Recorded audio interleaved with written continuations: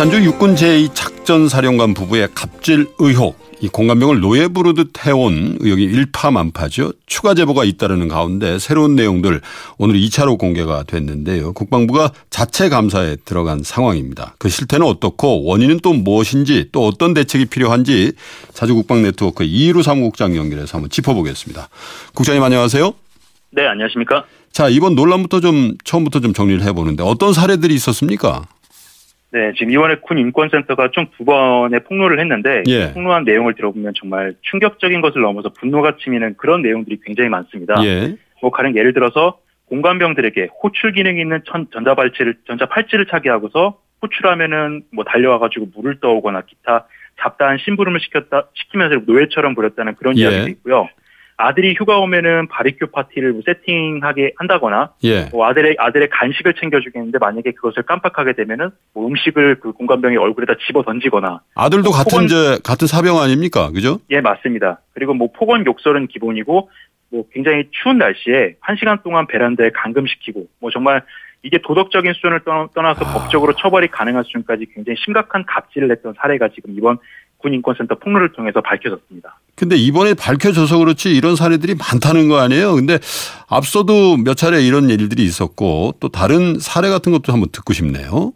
네, 맞습니다. 불과 며칠 전에 모 사단장이 당번병에게 폭행을 하면서 자신의 공간에 있는 텃밭 관리, 그다음에 대학원 과제하고 이제 이런 것들을 떠넘기거나 예. 각종 인격 모독을 했던 이런 사실이 밝혀지면서 보직해임된 것이 불과 얼마 전인데 지금 이런 사건이 다시 또 벌어졌습니다. 근데 예. 이런 사건들이 지금 그 군의 과거에 어떤 그 사건 사고 그 자료들을 보면은 예. 공개된 것도 있고 공개가 되지 않은 것들도 있습니다. 그렇겠죠. 가령 최차규 전 공군참모총장도 운전병에게 이제 자기 가족과 관련된 사적인 업무를 부여를 했다가 논란이 돼서 사과를 하게 됐고요. 예. 그리고 이것은 언론에 발표된 것은 아닌데 그 공관병이 아니라 운전병 같은 경우에는 이런 지휘관들의 어떤 일정에 맞춰가지고 24시간 상시 대기 태세에 있는 예. 그런 인원들이 굉장히 많은데요. 예.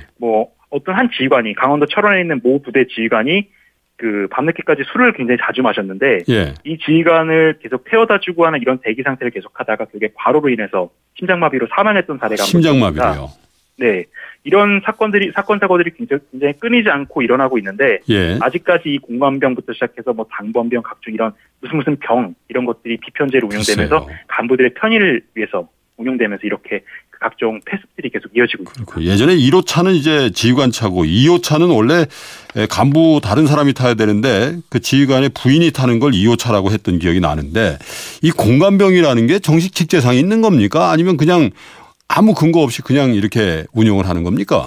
네, 부대에 따라 다른데 일반 야전 부대하고 본부대에서는 공관병이 없고요. 국방부라든가 육해공군 본부가 있는 계룡대에는 근무지원단이라고 해서 이제 별도로 이제 이런 지원 업무를 수행을 하는 병력들이 있습니다. 예. 근데 야전부대 이번에 39사단 같은 경우에도 야전부대에 있는 공관병은 대부분 비편제, 그러니까 정식 보직이 않은 경우가 많은데요. 예. 육군 규정에 따르면은 지금 장관급 지휘관, 그러니까 그 장군이 승인을 하면은 이러한 비편제 보직을 임의로 임명해서 쓸 수 있도록 되어 있습니다. 예. 그래서 대부분 이런 형태로 공관병이라든가 각종 무슨 병들이 이렇게 운영이 되는데요.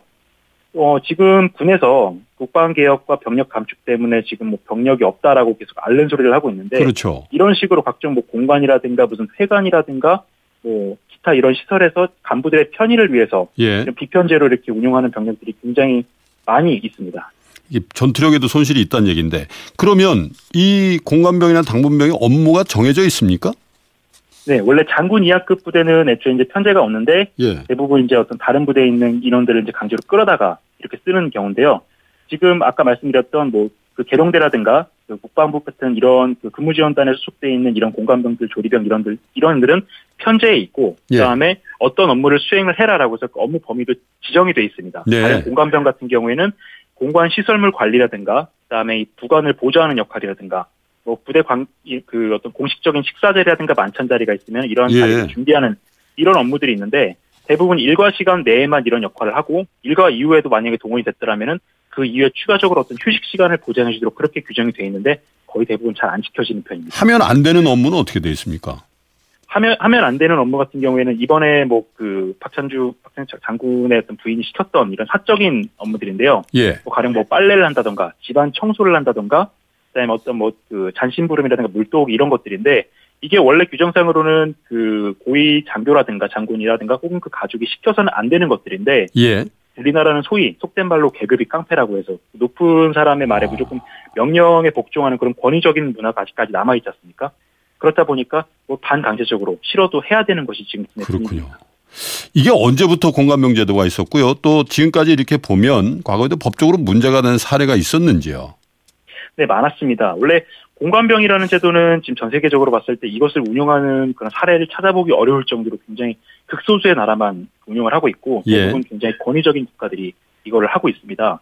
우리나라 공관병 제도 같은 경우에는 9.1본군이 이런 그 권위주의적인 문화의 영향을 받아서 창건 초기 때부터 존재를 해왔는데 뭐 이 규정 이번에 문제가 됐던 것이 이제 규정 위반이지 않습니까? 가령 이것이 문제가 돼서 이제 법정까지 갔던 사례가 과거엔 1986년도에 있던 여우고개 사건이라는 건데 그 중대장이 자신의 부하 한 명을 야간에 비가 많이 내린다고 그 자신의 부인한테 우산을 갖다 줘라라고 하면서 그 부대 밖으로 내보냈습니다. 근데 이 부대 병사가 우산을 가지고서 그 중대장의 부인을 찾아갔는데 가던 와중에 이제 그 미수 지역이라고 해서 이탈해서는 안 되는 지역을 벗어나서 그 헌병에 체포가 됐던 전례가 있었습니다.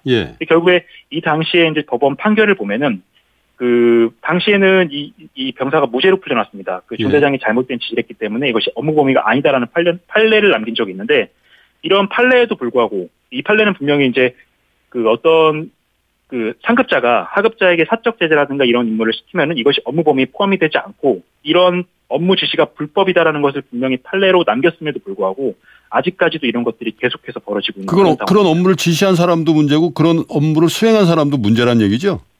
그렇습니다. 예. 그리고 이 단번병이라든지 공감병 말고요. 사실 저도 오프닝 시간에 얘기를 했습니다. 골프병, 테니스병, 과외병, 대리운전병 이런 것들이 운영이 된다는 거 아니에요? 실태가 어떻습니까? 뭐 갖다 붙이면은 전부 다 무슨 병이 다 될 정도로 굉장히 많습니다. 그리고 아까 말씀을 드렸던 것처럼 대부분 비편제 보직, 즉 군편제에 없는 보직인데 공공연하게 운영이 되고 있습니다. 높은 사람이 그냥 야 너 이거 해라라고 하면은 그게 그냥 보직으로 굳어버리는 그런 경우인데요. 뭐 골프병 같은 경우에는 체력 단련장 시설 관리를 하고요. 테니스병은 병사들이 쓰는 게 아니고 간부들이 쓰는 간부용 테니스장을 대부분 관리하고요. 그렇죠. 네. 뭐 심지어 이제 지휘관이 화초 키우는데 관심이 많다면 화단 관리병도 있고요.